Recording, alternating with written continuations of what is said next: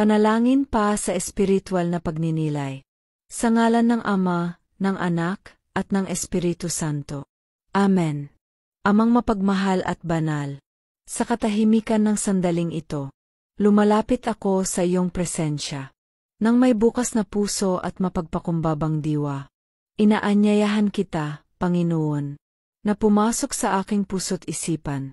Hipuin mo ako ng iyong banal na espiritu, upang sa aking pagninilay, ikaw lamang ang marinig at madama. Tulungan mo akong makita ang iyong kamay.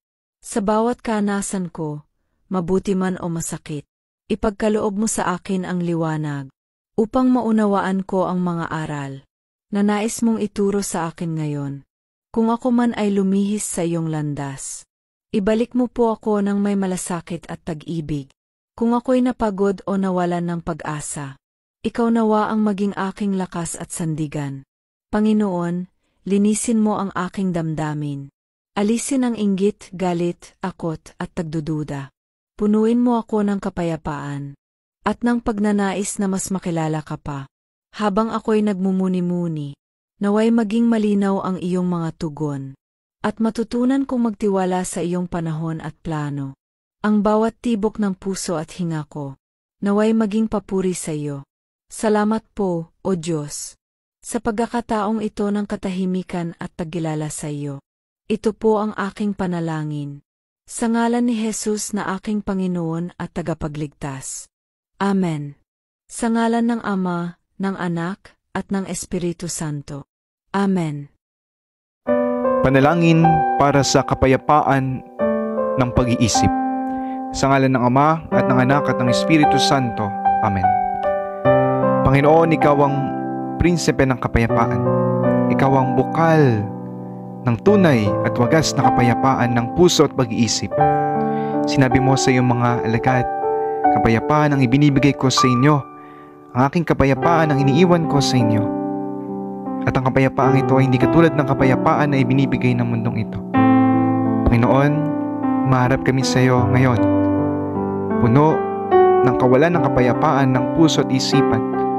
Maraming mga pagdududa, maraming mga iniisip, mga anxieties namin, mga worries namin, mga bagay na gusto namin magkaroon ng solusyon, mga bagay na hindi sakop ng aming kontrol. Panginoon, turuan niyo kaming magtiwala.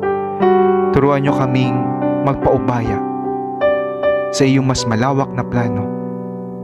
Turuan niyo kaming manampalataya at manalig na kahit kailan hindi niyo kami pababayaan.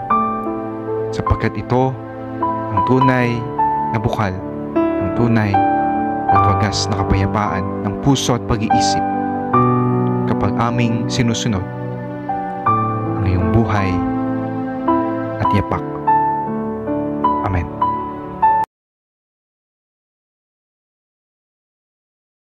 Panalangin ng isang ina. Sa ngalan ng Ama, at ng Anak, at ng Espiritu Santo. Amen.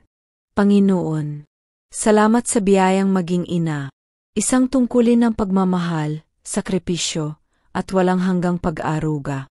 Pinupuri kita sa buhay ng aking mga anak.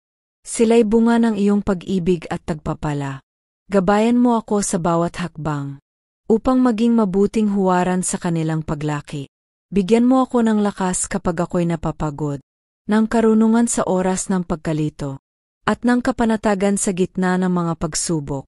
Agpalain mo ang aking mga anak. Ingatan mo sila saan man sila naroroon. Ilayo mo sila sa kapahamakan, at hubugin mo ang kanilang puso, upang ikaw ang maging sentro ng kanilang buhay. Itinataas ko rin sa iyo ang aking asawa. Naway manatiling matatag ang aming ugnayan sa gitna ng lahat ng hamon. Panginoon, ang pagiging ina ay hindi madali, ngunit sa iyo ako kumakapit. Turuan mo akong magmahal ng tulad ng pagmamahal mo. Buo, tapat, at walang hinihintay na kapalit. Sa iyo ko iniaalay ang lahat, ng buong puso, bilang isang inang nagtitiwala sa iyong banal na kalooban. Amen. Sa ngalan ng Ama, at ng Anak, at ng Espiritu Santo. Amen.